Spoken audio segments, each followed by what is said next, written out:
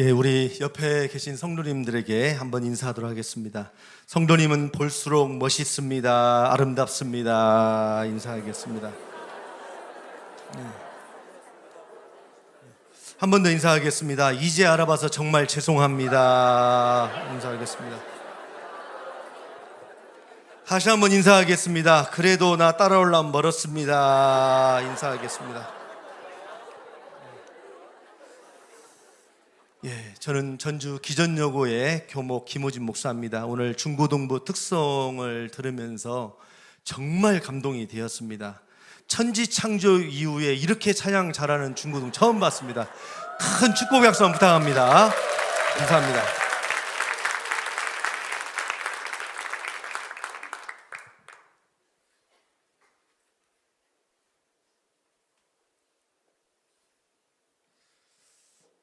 오늘 이렇게 세향교회에서 말씀을 전하게 하신 하나님께 먼저 감사를 드리고 또 초청해 주신 목사님과 장로님들, 성도님들에게 감사를 드립니다.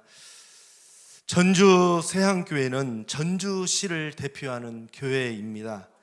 예, 아파트에서 개척을 해서 이렇게 성장하고 부흥한 교회는 전주에서 유일하다고 보시면 됩니다. 예. 이렇게 부흥하는 교회에 와서 제가 무슨 설교를 하겠습니까? 제가 몇 년 전에 세향교회 와서 예배를 드린 적이 있었고 가끔 교계 행사 때 먼 발치에서 이렇게 목사님을 뵈면 목사님에게서 비치는 성함 그대로 충만하신 빛이 바라만 보고 있어 너무 행복한 거예요. 아니, 이렇게 인상이 좋으신 목사님이 있을까 항상 저는 생각했거든요. 정말 여러분 이렇게 좋은 교회, 좋은 목사님과 함께 숨 떨어질 때까지 이곳에서 뼈를 묻고 걸음이 되시고 자녀들이, 후손들이 대를 이어서 아름다운 교회로 헌신하시기를 축복합니다. 우리 한번 인사하겠습니다. 집사님 참 좋은 교회, 좋은 목사님, 사모님 만났습니다. 인사하겠습니다. 다시 한번 이곳에 뼈를 묻고 걸음이 됩시다. 인사하겠습니다. 제가 세향교회 막 등록하고 싶을 욕심이 막 생기는 거예요. 특별히 우리 기전학교에 혜미, 보윤이, 또 은혜, 유진이가 또 있어 너무나도 감사합니다. 예. 제가 이따 10,000원씩 줄게요. 돈을 갖고 왔어. 예. 제가 오늘 말씀을 전하러 왔지만 사실 이렇게 헌신 예배에 설교 강사로 그럴 만한 능력 있는 목사는 사실 못 됩니다. 원래 학교 교목들은 설교를 못한다는 평가가 아예 나와 있어요. 그래서 웬만한 부탁을 하면 저는 절대로 설교하러는 안 갑니다. 잘못하면 저로 인해서 학교가 평가가 될까봐 웬만하면 안 가거든요.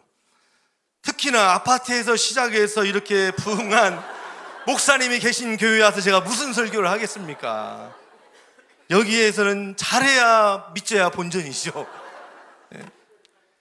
그래서 세향교회에서는 아무리 강사로 불러도 꿈에도 안 오고 싶은 교회, 그 교회가 이 세향교회거든요. 그런데 올 수밖에 없었던 이유가 하나 있었어요. 절대 본인 이야기는 하지 말라고 저에게 신신당부를 했는데 제가 이야기를 할 것 같아요. 목사님의 사이가 되는 전주 사대부고 손곤 교목 이 목사님이 저와 기전여고 강당에서 예배를 드리는 행복한 사람들의 교회에서 함께 지금 그 목사님을 제가 사역을 하고 있습니다. 손곤 목사님은 제가 같은 교목으로 가까이에서 함께 하고 있지만 전국의 기독교 학교가 468개가 있습니다. 학교마다 한두 명씩 하면 800명에서 1000명이 돼요. 교목이 우리나라에. 그 1000명 중에 거짓말 안 하고 모든 부분에서 2등이라고 하면 서운할 정도로의 최고의 교목이에요. 아시겠어요? 1등이 누구냐? 설교하고 있는 제가 되는 거예요. 갑자기 막 상당히 기분이 나쁘시게 바라본 분이 있는데 그리고 제가 볼 때 전라북도에서는 목사님 중에 손곤 목사님처럼 찬양 인도를 잘 하시는 분은 아마 없을 거예요.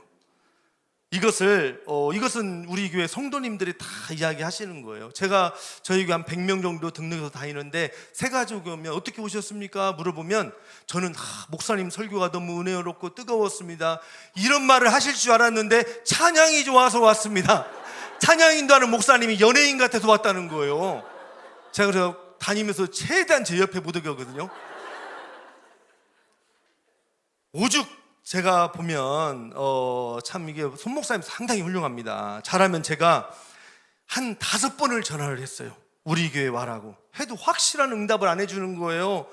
그래서 사모님은 안 와도 된다, 필요 없다, 본인만 오면 된다, 별 이야기를 다 해가면서 저희 교회 제가 어렵게 비싸게 모셔왔거든요. 근데 제가 이렇게 비싸게 모셔온 분이 저에게 세양교회 설교 부탁을 하는 거예요. 거절하면서도 거절할 수가 없었어요. 그래서 지금 제가 여기 왔습니다.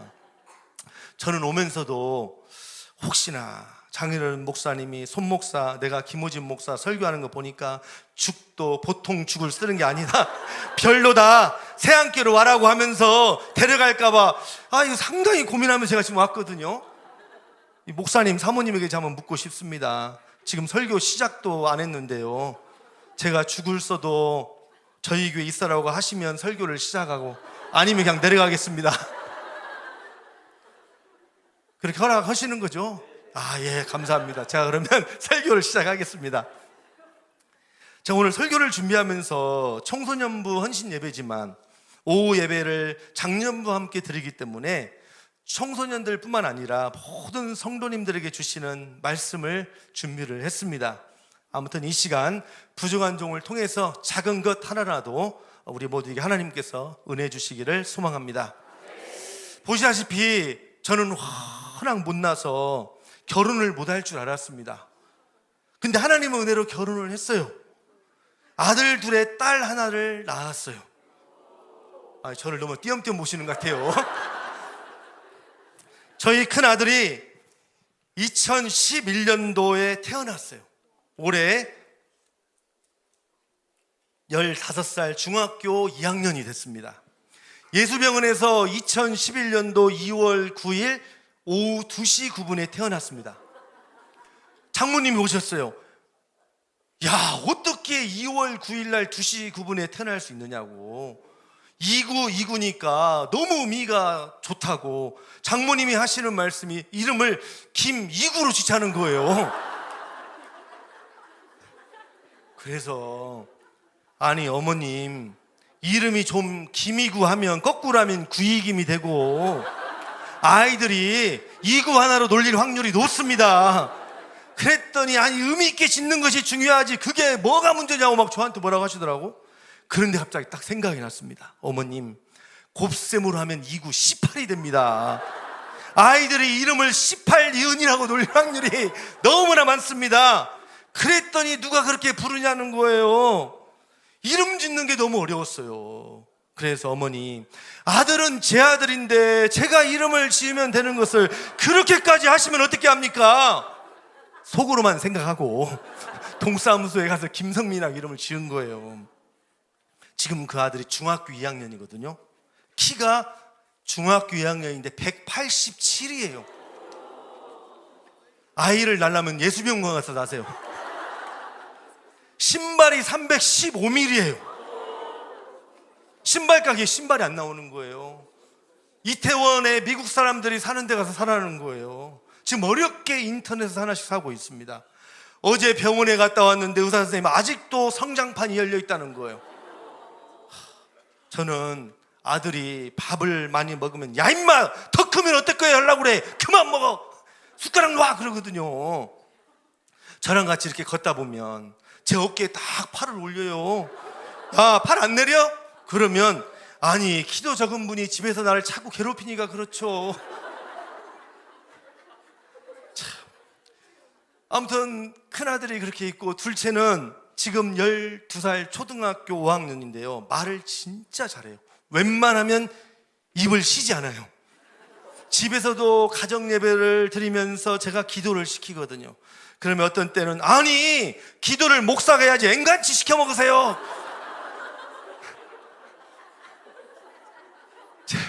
제가 한 번은 4년 전에 교회를 가면서 차선을 좌회전 차선에 이렇게 서야 되는데 그 줄에 서면 한 번에 신호를 받기가 어려운 거예요. 그래서 우회전하는 차선 제일 앞쪽에 서 있었어요. 신호가 바뀌면 함께 좌측으로 순간에 들어가려고 했죠. 그런데 우측으로 가는 차가 뒤에 따라와가지고 계속 빵빵하는 거예요. 가라고. 왜 거기 서 있느냐고. 그냥 결국 어쩔 수 없이 신호 위반을 하고 그냥 차가 안 오니까 지나갔거든요. 그런데 갑자기 어디선가 삐삐삐 우측으로 경찰 오토바이가 따라붙은 거예요. 그래서 차에 두 아들이 있고 한참 가서 창문을 다 올리고 운전석만 열고 죄송합니다, 범칙금을 끊어주세요. 그랬더니 경찰관이 선생님 이렇게 위반하시면 안 되죠 막 하는데, 그 순간에 뒷좌석에 우리 7살 아들이 닫아놓은 창문을 쭉 내리고 뭐라고 한 줄 아세요? 경찰 아저씨, 우리 아빠가 오늘만 잘못한 것이 아니거든요. 자주 그러거든요.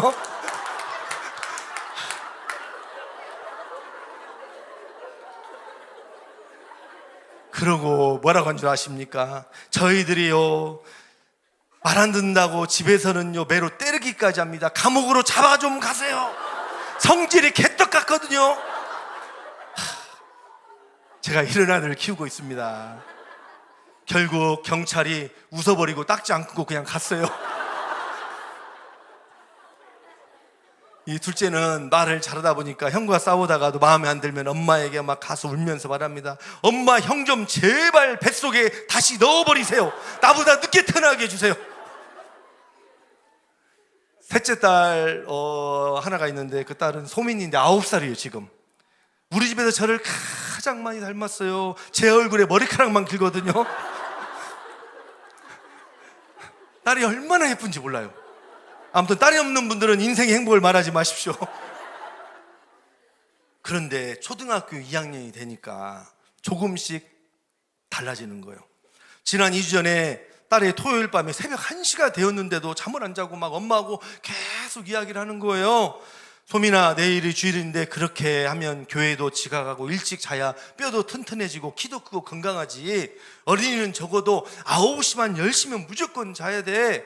아빠가 계속 이야기하잖아. 지금이 새벽 1시야. 지금부터 말은 하지 말고 눈을 감고 있어라. 그러면 잠이 올 거야. 한 번만 더 말을 하면 이제 매로 한 대 맞는다 그랬거든요. 그랬더니 딸이 그래요, 한 대 때리세요. 선생님이 집에서요 부모님이 때리면 바로 가정폭력으로 신고해라고 했거든요. 때리면 가정폭력으로 경찰에 바로 신고할게요 그러는 거예요. 저희가 어이가 없어서 아빠가 감옥에 가면 좋겠냐 그랬더니 그것은 아빠 사정이죠. 제가 이런 딸을 지금 키우고 있습니다. 제가 학교에서 학생들에도 이런 꼴을 안 당했는데 이 집에 이 보통 왼수들이 살고 있는 게 아닙니다. 제가 이제 집에 있으면 셋이서 막 왜 이렇게 장난하고 싸우는지 조금 지나면 아무렇지도 않은 것처럼 지내고, 이 가정이란 울타리 안에서 일어나고 있는 행복한 이야기들입니다. 여러분, 우리가 이 세상에 살면서 가장 행복한 사람은 사랑을 다 주고도 더 주지 못해서 늘 안타까운 마음을 가진 사람일 거예요. 그게 바로 부모가 자녀를 향한 마음이 아니겠습니까? 오늘 본문에도 하나님께서 그러한 마음으로 하나님의 자녀인 우리에게 행복한 길을 가라고 행복하게 사는 방법을 알려주시는 본문이에요. 결론을 한마디로 말하면 복의 근원은 하나님이시지만 하나님의 자녀들이 살아가야 할 삶의 기준과 원리를 주시는 말씀이에요. 복된 길을 가라는 거예요. 좀 더 깊이 있게 말하면 이미 복을 받은 사람이라고 우리에게 말씀하고 있습니다. 여러분, 복이 무엇입니까? 흔히 사람들은 복을 말할 때 수복이 다남 이렇게 말을 합니다. 오래 살고 부하게 되고 귀하게 되고 아들을 많이 낳는 것을 복이라고 말해왔습니다. 고정명, 죽을 때 자기가 살던 안방에서 편하게 죽는 것이 복이다. 유호덕, 남에게 덕을 끼치는 삶을 사는 것을 동양에서는 복이라고 알고 있습니다. 그러나 이러한 것들이 꼭 복이라고 말할 수가 없습니다. 우리가 오래 사는 게 복이라고 말하지만 꼭 그렇지도 않습니다. 언젠가 제가 TV에 보니까 할머니 한 분이 자식과 집에 사는데 집 청소를 하다가 소파 밑에서 여러 장의 사진을 발견했습니다. 그런데요, 같이 사는 며느리가 시어머니 얼굴이 나오는 사진마다 바늘로 빈틈없이 쪼아놓은 거예요. 그 할머니가 하시는 말씀이, 제가 죽지 못해서 살고 있습니다. 제발 죽는 방법을 좀 가르쳐달라고 눈물로 호소하는 거예요. 오래 사는 것이 어떤 사람에게는 욕일 수가 있고 피를 말리는 죽음보다 더한 저주가 될 수도 있습니다. 또한 우리는 제발 돈 좀 많이 벌어서 부자로 살고 싶어 하지만 어떤 이에게는 부자로 사는 것이 오히려 화가 될 수도 있습니다. 없는 돈이 생겨서 돈 좀 벌었다고 부모 자식 간에 형제 간에 싸움을 하고 망조가 되는 경우가 허다합니다. 돈이 복이 아닌 거죠. 아들이 많이 낳는 것도 반드시 여러분 복일 수 없습니다. 모두가 효자일 때 복이 되는 거죠. 신문에 보니까 아들이 애인을 데리고 와서 통닭을 시켜 먹고 그냥 놓아두니까 시아버지가 될 사람이 치우라고 좀 하니까 아들이 눈을 부릅뜨고, 아버지 당신이 지금 누구에게 시키느냐고 아버지를 주먹으로 치고 발로 차는 이런 깡패를 둔 그런 자식을 보고 누가 복이라고 말하겠습니까? 그래서 우리가 복이라고 하는 이러한 것은 외형적으로는 복같이 보이지만 온전한 복이라고 말할 수가 없습니다. 이러한 것이 세상 사람들이 말하는 복의 개념이라는 거죠. 그러나 성경에서 말하고 있는 복은 원어로 보면 아시레이라는 단어예요. 넓은 의미로 하나님의 임재, 하나님이 나와 함께 하심을 뜻합니다. 즉 하나님의 임재가 복이라는 거예요. 이 말은 사람이 아무리 오래 살고 귀하게 살아도 하나님을 모르고 살면 그것은 복이 아니라는 거예요. 하나님 없이, 믿음 없이 돈을 많이 법니다. 좋은 대학에 들어갑니다. 지위가 올라갑니다. 그러나 하나님 없이 잘 되는 것은 저주가 될 수 있는 거예요. 왜 그렇습니까? 하나님을 믿을 수 있는 기회가 높아갈수록, 잘 나갈수록, 성공할수록 멀어지기 때문에 그러는 거예요. 하나님 없이 오래 살면 뭐합니까? 나이가 들어갈수록 죄만 늘어가는 것을 말입니다. 내가 아무리 유능하고 부유하고 성공을 했어도 하나님과 아무런 상관이 없는 부와 성공은 절대적으로 복이 될 수가 없습니다. 오늘 본문의 복이란 성경 원어에 보면 아시레이라는 뜻인데, 이 뜻을 구체적으로 보면 잘 되어간다는 뜻이에요. 하나님의 은총에 의한 번영과 행복을 말하는 거예요. 그렇다면 복 있는 사람은 어떤 사람이라고 말하고 있습니까? 첫째가 악인의 꾀를 쫓지 아니하는 사람. 여기에 악인이란 말은 하나님을 무시하는 사람, 경외하지 않는 사람, 불신앙의 사람을 말합니다. 그리고 악인의 꾀를 쫓지 아니하며라는 말씀은 따라가지 않는다는 말이에요. 악인과 함께 하나님을 무시하는 사람과 내가 동행하지 아니하고, 악을 꾸미는 자리에 가지 아니하고, 죄에 음모하는 그런 분위기에 휩쓸리지 말라는 거예요.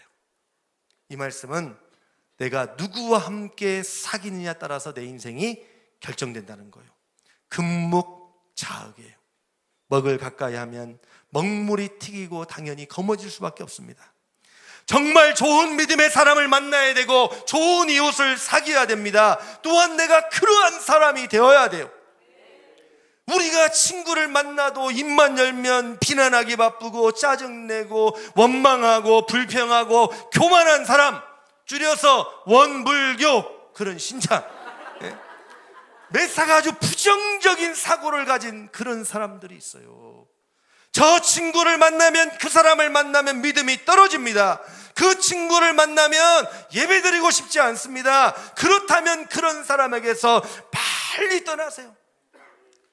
내 영혼이 병들어가고 망치게 되는 거예요. 여러분, 신앙인은 노는 물이 달라야 됩니다.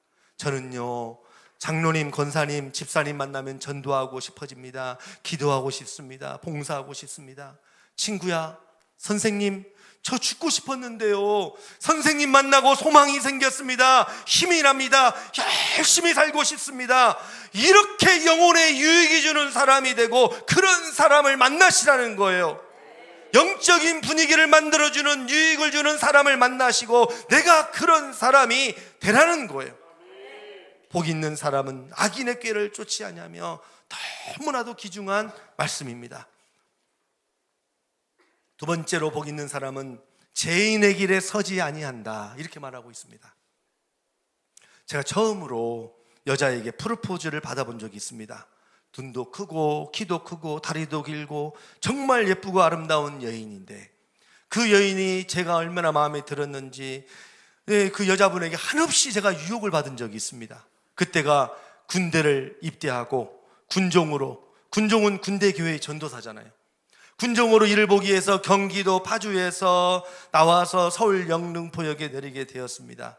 그때가 대낮이고 많은 사람들이 다니는 영등포역이었습니다. 그런데 어떤 예쁜 아가씨가 저를 딱 잡습니다. 군인 오빠 놀다 가세요, 그래요. 그래서 저는 무슨 뜻인지도 모르고 저는 술 안 먹습니다 하고 그냥 지나갔거든요. 그리고 군종례를 마치고 다시 돌아오는데 이번에는 아줌마가 군인 아들 하면서 예쁜 아가씨들이 있으니까 쉬었다 가라 하면서 제 군복을 잡아당기는 거예요. 이거 보니까 단순히 술 먹고 가라는 것이 아니었어요. 갑자기 너무 기분이 나빠졌습니다. 그래서 아주머니, 제 가슴에 이름 밑에 군종이라는 글씨가 안 보입니까? 저는 군종이고 앞으로 목사가 될 것인데 아주머니는 저 같은 아들이나 조카도 없습니까? 정말로 안타까운 마음으로 이런 일 하지 마세요, 단호하게 거절하고 제가 지나온 적이 있습니다. 그런데요, 그 아줌마가 그 충격으로 그때부터 그 일을 그만두고 새벽 예배도 빠지지 않고 열심히 교회 다녀가지고요, 교회에 충성하는 권사님이 되었다는 소식을요, 언젠가 꼭 좀 들었으면 좋겠습니다.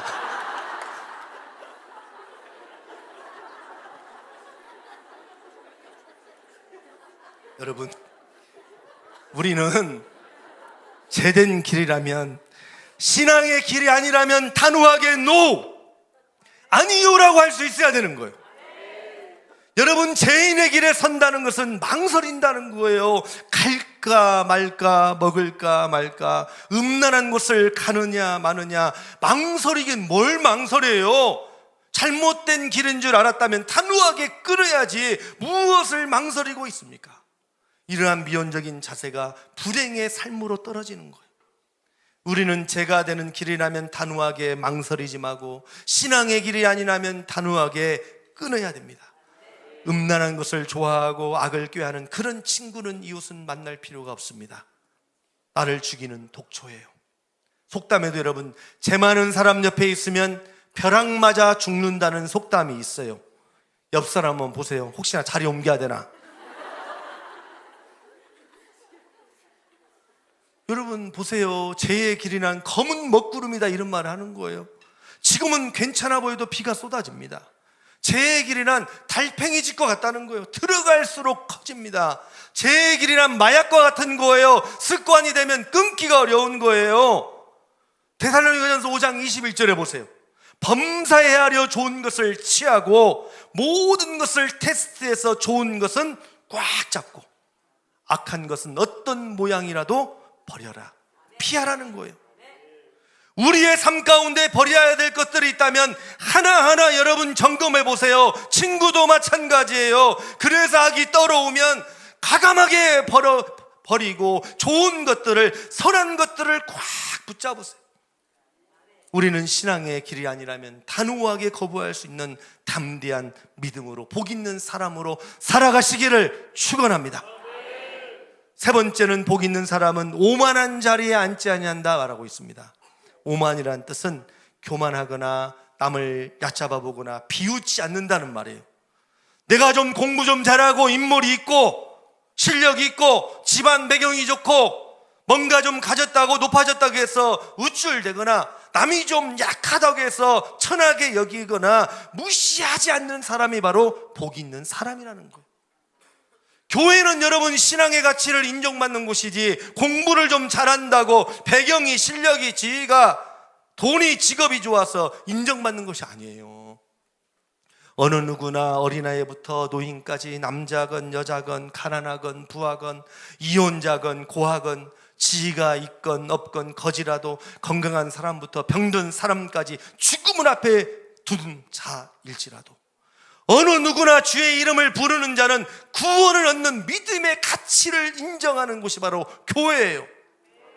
여러분, 내가 좀 가졌다고 인물 있다고 힘을 주고 오만 떠는 사람이 교회 안에는 절대로 없기를 바랍니다. 새 가족이 와서도 교회에 궁금해서 물어봐도 어깨에 힘주고 잘난 체하고 절로 가세요, 절로 가세요. 그래가지고 절에 등록한 성도들이 많다는 거잖아요, 여러분. 네? 잘하세요. 여러분, 복 있는 사람이 되고 싶습니까? 번영과 행복이 있기를 바라세요. 그렇다면 우리는 어느 한 순간에도 인생을 살아가면서 남을 비웃고 얕잡아보고 남이 약하다고 해서 무시하는 오만한 자리에 서지 않아야 됩니다. 친구를, 이웃을 무시하면 안 되는 거예요. 속담에도 있습니다. 언덕은 내려다보아도 사람은 내려다보지 마라. 우리 옆 사람 인사하겠습니다. 사람은 내려다보는 게 아닙니다. 인사하겠습니다. 여러분, 주의를 보면 성경책을 들고 교회는 다니는데 왜 이렇게 막 거칠은 돌이 되었습니까? 정말로 깔탈스럽고 거만하고 이기적이고 자존심도 무슨 자존심이 그렇게 센지 조화를 이루지도 못하고 거칠은 돌이 되었습니까? 그 사람 때문에 안 되는 거예요. 그 사람만 있으면 마음이 상합니다. 그 사람만 있으면 분위기가 깨져요. 그 사람만 있으면 불화를 일으키고 그 사람만 있으면 이간을 시킵니다. 왜 그렇습니까? 사람이 오만하기 때문에 그러는 거예요.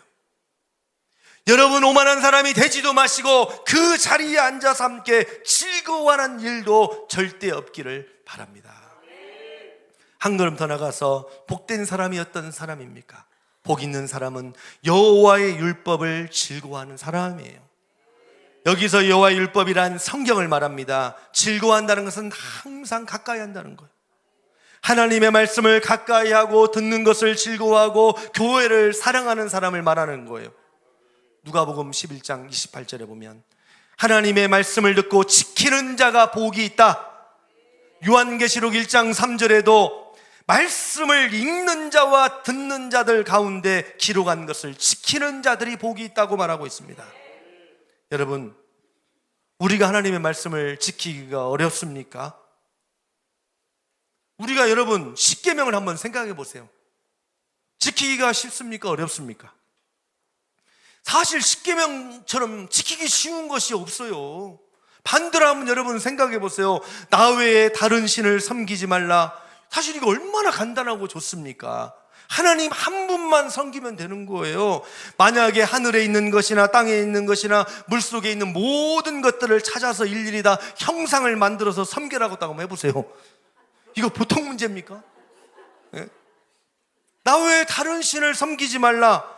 얼마나 간단하고 지키기가 좋습니까? 살인하지 말라. 만약에 길거리를 다니면서 닥치는마다 사람을 죽여라 했다면 이거 여러분 보통 끔찍한 일이 아니죠. 간음하지 말라.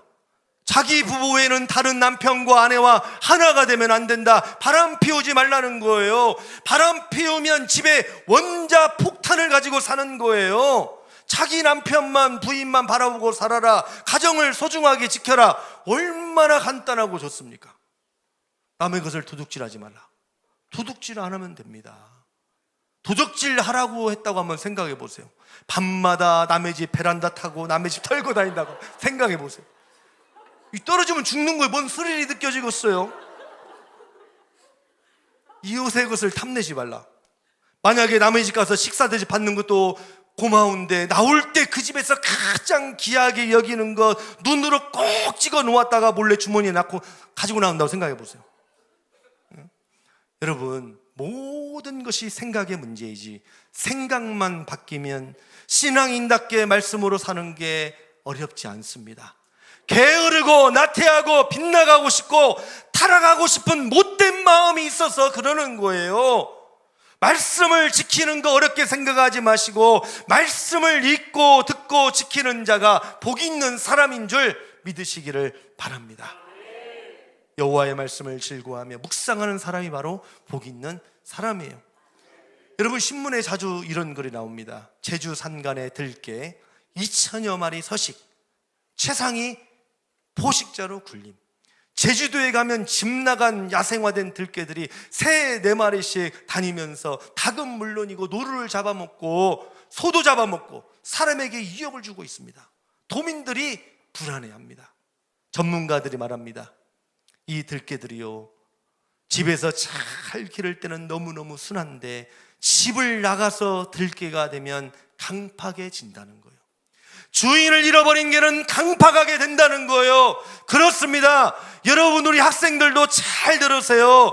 하나님의 지음을 받은 사람은 하나님 아버지의 집을 떠나면, 말씀을 떠나면 인간은 강팍하고 추하고 더러워지고 불의하게 되어지는 거예요. 여러분, 자녀 교육도 마찬가지입니다. 무엇을 심어줘야 됩니까? 무슨 교육이 힘이 있습니까? 무엇이 큰 재산입니까? 어떤 유산을 자녀에게 남겨주시겠습니까? 다른 것 없습니다. 하나님을 경외하고 아버지 앞에 나와서 예배드리고 찬양하고 기도하는 것이 체질이 된 사람이 좋은 성품, 좋은 인격, 훌륭한 지도자, 세계적인 인물, 건강한 사람이 될 줄로 믿습니다. 우리 여러분, 헌신 예배드리는 중고등학생 여러분, 이 시간 예배드리는 이 시간, 성경 보고 찬양하는 시간들 절대로 아까워하지 마세요. 여러분들의 가보지 않은 미래, 인류 역사와 내 생명을 주관하신 하나님의 말씀 안에서 그분을 경외하며 살아가면 세상 사람들이 볼 때는 나는 인물도 없고 공부도 못하고 대학교도 좋은 데 못 가고 집안도 보잘것 없고 자랑할 것이 하나도 없을지라도 바닷가의 수많은 모래 중에 작은 먼지 같은 존재일지라도 하나님은 핀셋으로 찍어서 들어서 나를 사용하시고 빛나게 하십니다. 여러분, 우리 학생들을 지도하는 교회 학교 선생님들도 계시지만 사실 선생님들이 안 계시면 대한민국의 미래는 없습니다. 결국은 세상 속의 교회가 희망이에요. 이것은 절대적인 진리예요. 우리가 교회에서 수고하는 선생님들 보십시오. 교회학교 선생님들은 교회에서 월급을 받는 것도 아니고 모든 시간과 에너지와 물질을 투자해서 학생들을 만나고 함께 하는데 사실 누가 알아주지도 않아요. 하지만 모든 봉사 중에 최고의 섬김의 자리는 교사예요. 긍지와 자부심을 가지십시오. 그 교사가 대한민국의 미래를 만들어가는 거예요. 여러분, 중국 격언에 당대에 거두려면 곡식을 심고 10년을 내다보려면 나무를 심고 100년을 내다보려면 사람을 심으라는 말이 있습니다. 교회가 우리만 신앙생활하고 끝나고 다음을 이어가지 못하면 교회는 문을 닫게 되는 거예요. 지금 전주 시내에 중고등부 있는 교회가 여러분 몇 교회 안 됩니다. 저 깜짝 놀랐어요. 이렇게 찬양하는 걸 보고. 여러분, 우리 선생님들은 누가 알아주지 않아도 내가 받을 최고의 보상은 하늘에서라는 사명감을 붙들어야 됩니다. 교사의 사명이 식어지면 안 되는 거예요.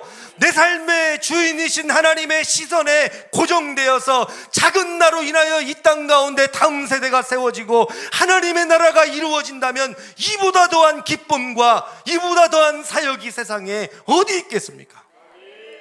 여러분, 다니엘서 12장 3절에 보세요. 많은 사람을 옳은 대로 돌아오게 하는 자는 별과 같이 영원토록 비치리라. 이 말씀은 복음을 전하는 사람, 신앙의 지도자, 영적으로 영향력을 끼친 사람은 하늘의 상급, 존귀함, 영원한 생명과 영광을 누리게 된다는 거예요. 여러분, 교회, 학교, 교사로 수고하고 계시는데 대충 하지 마십시오. 확실하게 학생들의 가슴에 새겨진 교사, 영혼을 살리는 교사가 되십시오. 하나님께 영원히 기억되는 별과 같이 빛나는 그러한 교사가 되십시오. 여러분, 제가 2022년 총회 교회 수와 교세 통계 현황을 보았는데 코로나로 3년을 지나면서요, 제가 통합 측인데요, 통합 측에서만 2020년 11만 4천 명이 줄었습니다. 2021년에 3만 명이 줄었습니다. 합동 측에서는 2020년 17만 명이 감소했고 2021년에 9만 명이 감소했습니다. 다른 교단 다 제외하고 2년간 통합 측이 15만 명이 감소했고 우리 세양교회가 속해 있는 합동 측은 26만 명이 감소했어요. 합쳐서 41만 명이에요. 다른 교단까지 합하면 전주시 인구가 떨어져 나가는 거예요. 여러분, 지금 전도가 됩니까? 길거리 학생들 전다 보면 쳐다도 안 봅니다. 지금 사실 여러분, 한국교회 비상이 걸렸어요. 교회마다 부흥이 안 되니까 난리고 중고등부는 아예 없습니다. 현재 우리나라의 청소년들의 신앙 비율이 4%라는 통계가 나오고 있어요. 4%. 전국에 있는 미션 스쿨 6개 학교는 신흥 중고, 기전 중고, 전주 사대부고, 영생고 학교를 보더라도 20% 정도라고 보시면 돼요. 이 지역에 기전과 신흥, 전주 사대, 영생고 같은 미션 스쿨이 있다는 것은 엄청난 선물이에요. 그 지역의 복음화를 이루기 위해서는 학교를 세우란 말이 있거든요. 기독교 학교 학생들에게 좋은 영향력을 주어야, 목판이 되어야 이 땅에 다음 세대의 희망이 있습니다. 여러분, 이 지역에 선교사님들이 오셔서 1898년에 예수병원을 세우고 1900년에 기전학교, 신흥학교를 세우고 그때 그 학교에 다니신 분들이 우리들의 할아버지 할머니였어요. 지금까지 기전학교 5만 명, 신흥학교 5만 명, 전주사대 3만 명, 영생고 3만 명이 졸업을 했습니다. 교회를 다니든 안 다니든 예배 안에서 3년을 보낸다는 것은 엄청난 씨앗을 뿌리는 선교의 장이에요. 이 지역에 세워진 예수병원에서 진료를 받고 미션 스쿨을 다니면서 하나님을 만나고 그 영향 아래서 이 지역에 복음화가 되어서 우리가 오늘 예배 안에 지금 살아가고 있는 거예요. 제가 교목이니까 학교 이야기를 좀 드려보도록 하겠습니다. 여러분, 교목이 쉬운 게 아니에요. 저는 처음 교목이 되어서 종교 수업 시간에 종교를 가르쳐야 하는지 알았어요. 그냥 1, 2년이 너무 힘든 거예요. 제가 처음 교목이 되어서 수업을 하면서 불교를 이야기하면서, 불교는 종교라 하기가 어렵지, 하나의 철학이라고 봐야지. 그러면 학생 중에요, 아니 목사님 왜 남의 종교를 디스합니까? 막 일어나서 항의를 하는 거예요. 제 입장에서는 목사니까 뭐 사실 이번 주에는 창세기, 다음 주에는 출애굽기, 레위기, 민수기, 신명기, 여호수아 쭉 가르치면 편하잖아요. 사실 아이들은 성경장에만 관심 자체가 없어요. 쳐다도 안 봅니다. 매주 아침 방송도, 전교생 채플도 믿지 않는 학생들이 많으니까 설교도 어렵고 수업이 참 어려운 거예요. 아무튼 목사를 떠나서 학생들과 친밀하기 위해서 고민도 많이 하고 제가 기도하면서 교목실을 100% 오픈을 해야 되겠다 생각을 하고 교목실을 오픈해서 믹스커피 무제한, 녹차 무제한, 종이컵 무제한, 아무나 오게 했습니다. 그리고 매일 얼음을 30판을 얼리고 냉장고도 무제한으로 쓰도록 해놨어요.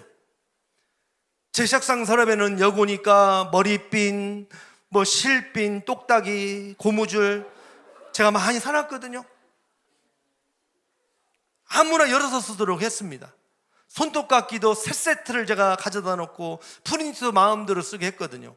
어떤 학생은 손톱을 깎아가지고 제 책상 앞에 하트를 만들어 놓고 가요. 아니, 꼭 사랑을 더러운 손톱으로 만들어야 되겠냐고. 예? 전교생 700명 중에 250명이 왔다 가는 거 하루에요. 커피 180개짜리 한 통이 하루에 사라지는 거예요.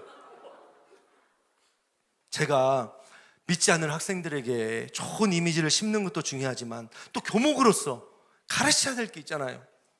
학생들 수업을 1학년 때는 이 문제가 되니까 인성적인 신앙교육을 하거든요. 부모님과 친구와의 관계, 이성교제, 동성애, 술, 담배, 막 기독교적인 가치관과 세계관, 이런 이야기를 하고 2학년 1학기 중반부터는 종교 이야기를 이제 합니다. 미신, 불교, 유교, 민족 종교 하면서 막 기독교도 세습 문제가 있다고 하면서 불교를 엄청 까는 거예요. 스님들의 일탈에 대해서 영상도 보여주고 아예 불교는 평생 안 가도록. 그러면 어쩌다 목사님, 남의 종교를 그렇게 말을 누가 하잖아요. 그러면 그동안 교목실에서 커피 녹차 마신 친구들이, 야, 기독교 목사님이 다른 종교를 떠나서 기독교가 좋다고 해야지, 불교도 좋고 유교도 좋고 그렇게 지조 없이 말하는 목사라면 나는 정말 싫다. 다 내 편이 돼주는 거예요. 저는 불교를 지능적으로 까고 기독교도 문제가 많은데 하면서 절대 교회의 문제점은 이야기 안 하고 그것은 패스하고 사이비 이단만 이야기하는 거예요. 제가 군산 영광여고의 교목으로 7년을 있다가 지금 기전여고에 온 지 9년이 됐습니다. 영광여고 있을 때 여학생이 군산 동국사절의 학생회 회장이었어요. 꿈이 스님이었어요. 그런데 이 꿈은 스님인데 기독교 학교에 딱 입학을 한 거예요. 군산에는 여고가 3개 있는데 1지망이 군산여고, 2지망이 중앙여고, 3지망 영광여고를 썼는데 이 스님들애가 3지망이 되어서 영광여고 온 거예요. 스님들 학생이 기독교 학교 와서 펑펑 울었어요. 그 반에 수업을 가잖아요. 제가 항상 얘는 불교 경전을 내놓고 있어요.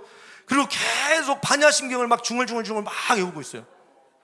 그래서 야, 나도 성경책도 안 들고 들어오는데 그냥 종교 이야기 안 하니까 편하게 들으라 하면요, 안 됩니다. 목사님 이야기를 듣고 있다 보면 저도 모르게 기독교에 세뇌당하거든요. 저 있는 쪽에 침도 튀기지 마십시오. 그러면서 막 혼자 계속 경전을 막 중얼중얼 외우는 거예요.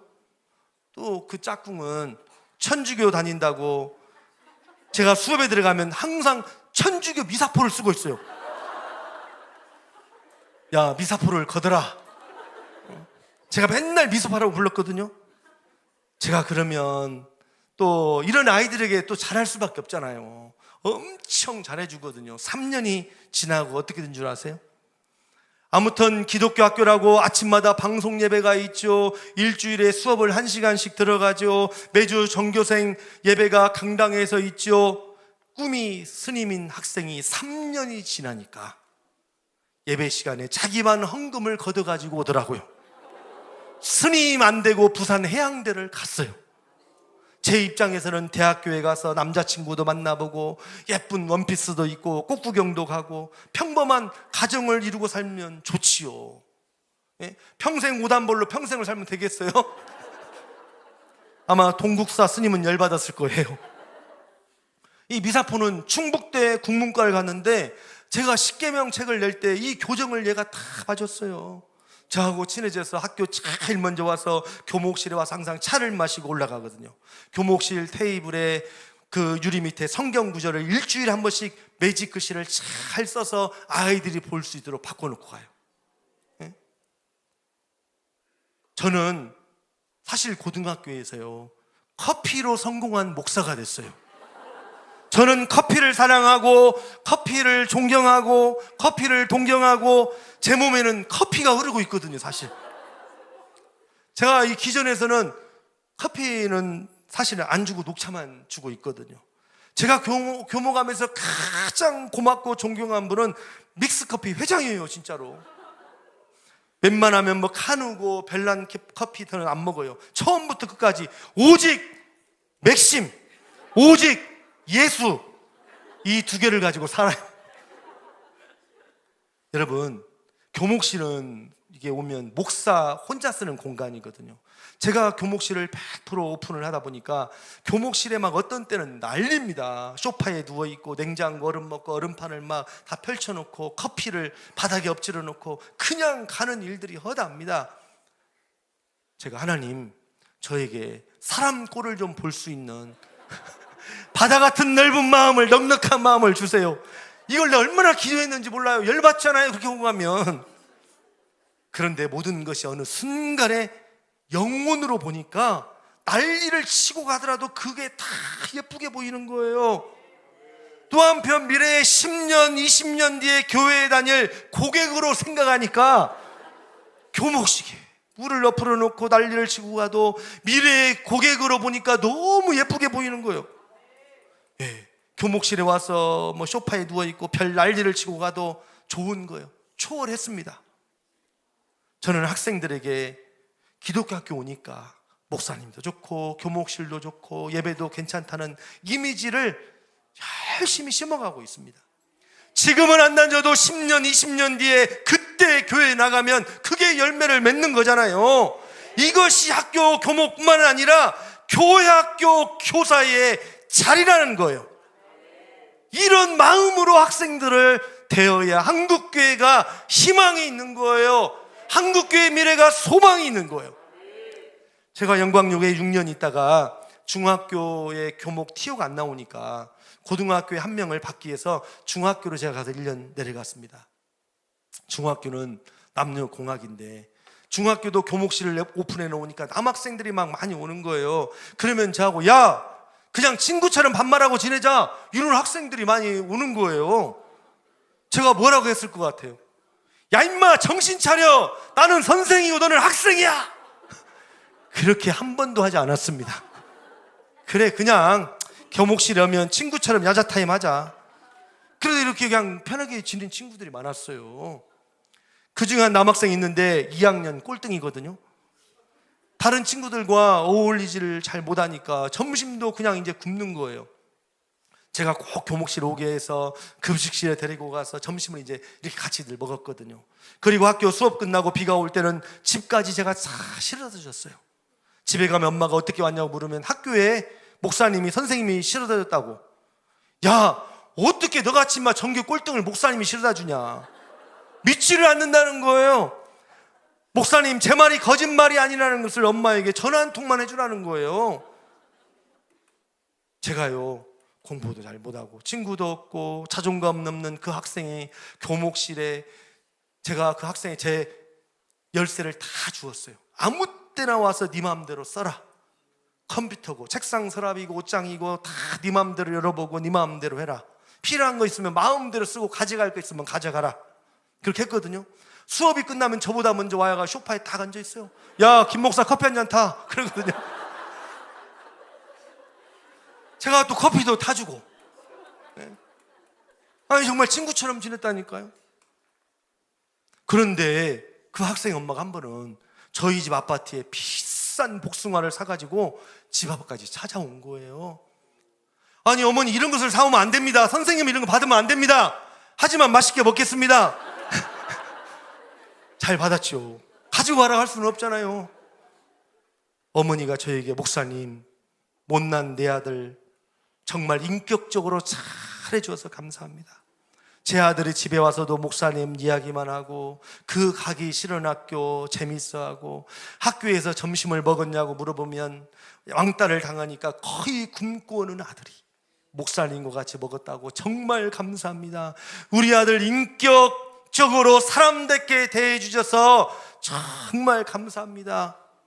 목사님 아파트를 와보니까 너무 오래된 아파트인데 저희가 구입한 새 아파트를 드리고 우리는 전세에서 살겠습니다. 저희 집으로 가세요. 그러는 거예요.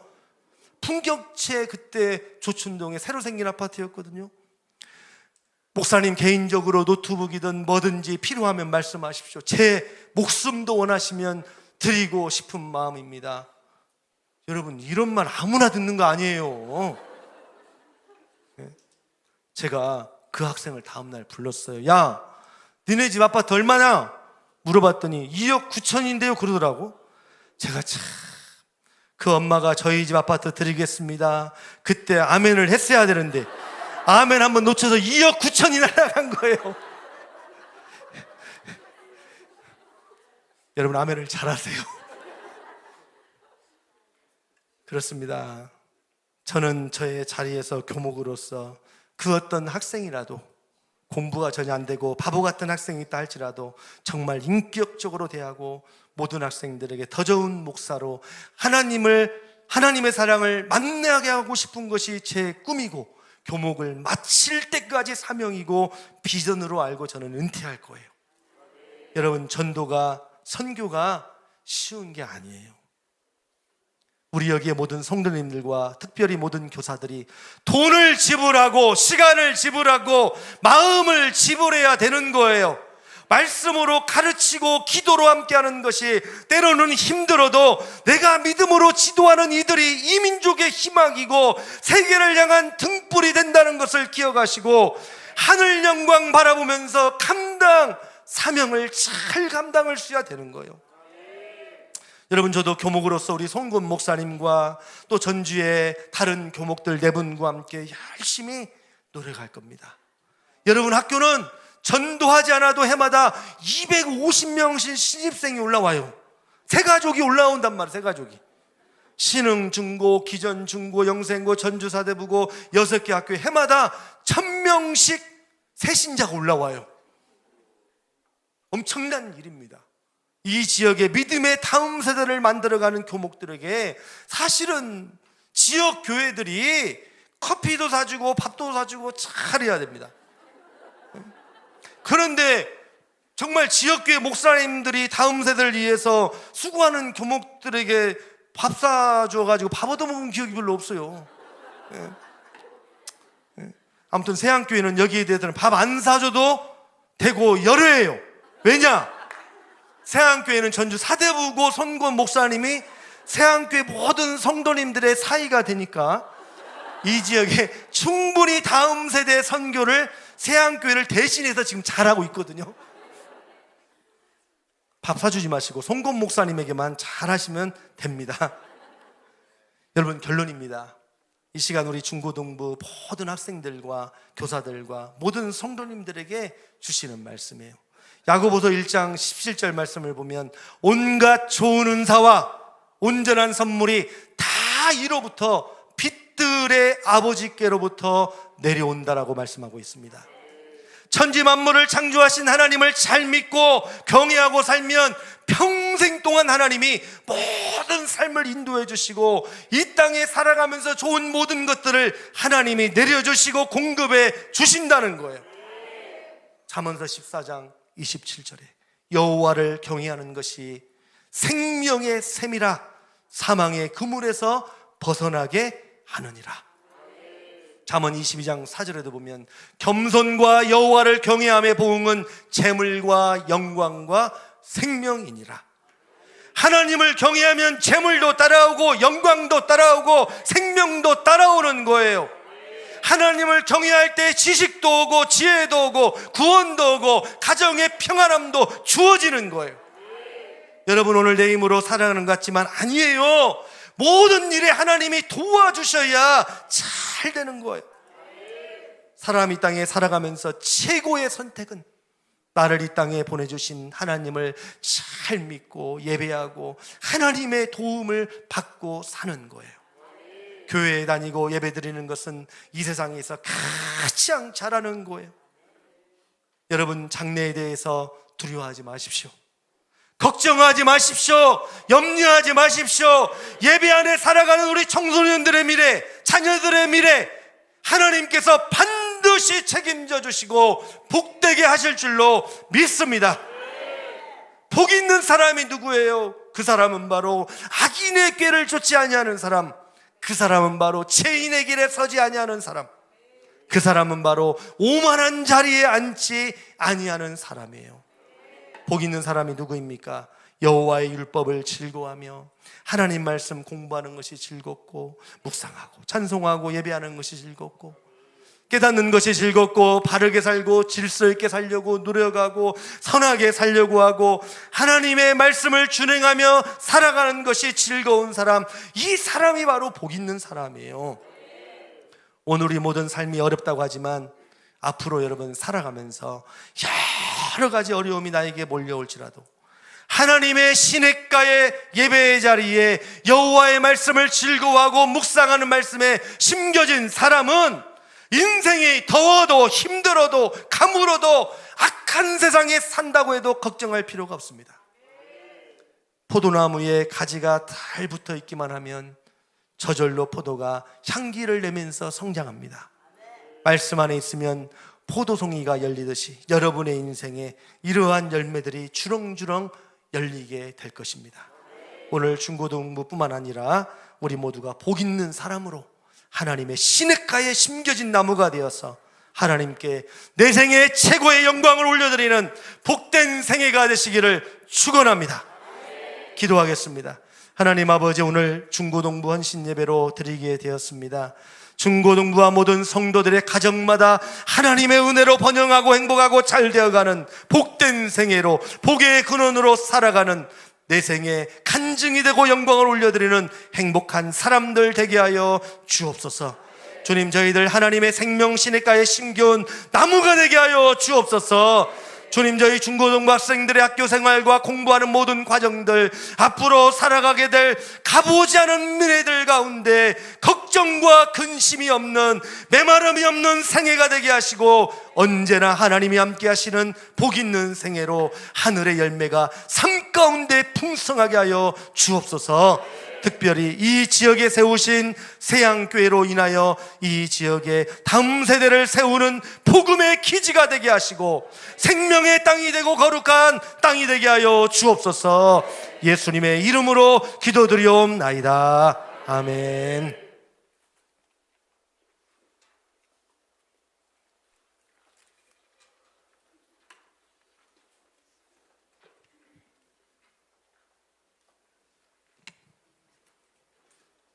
찬송가 50장 부르시면서 준비하신 예물 하나님께 드리겠습니다.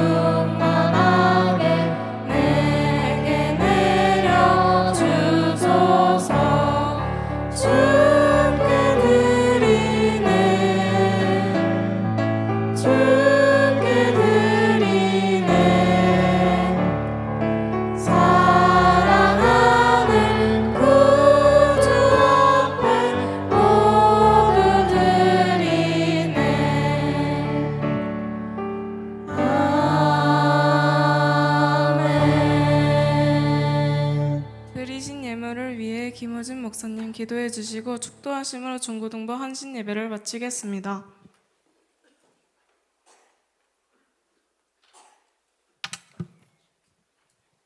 기도하겠습니다. 하나님 아버지, 오늘 중고등부 헌신 예배로 드리게 되면서 하나님께 귀한 예물을 드립니다. 이 예물들이 밑거름이 되어 물고기 2마리와 보리떡 5개로 5,000명이 먹고도 남는 기적이 세양교회 성도들이 운영하는 기업과 가정에도 일어나게 하여 주옵소서. 드리는 손길이에 가시덤불을 태워주시고 마른 지팡이에도 싹이 나게 하시고 허물어진 곳이 재건되어지고 영적 대로를 놓아주시며 삶의 축복이 내일의 영광이 되게 하여 주옵소서. 특별히 주의 귀한 성도들 앞날을 책임져 주시고 행복한 미래가 모두에게 펼쳐 비춰지게 하여 주옵소서. 예수님의 이름으로 기도드리며 지금은 우리 주 예수 그리스도의 은혜와 무한하신 하나님의 사랑하심과 성령의 교통하심이 복이 있는 사람으로 살아가기를 다짐하고 결단하며 나가는 모든 중고등부들과 교사들과 성도들의 머리 위에와 가정과 직장과 생업과 교회 위에 복의 근원이 되도록 지금부터 영원토록 은혜 주시기를 간절히 축원하옵나이다. 아멘.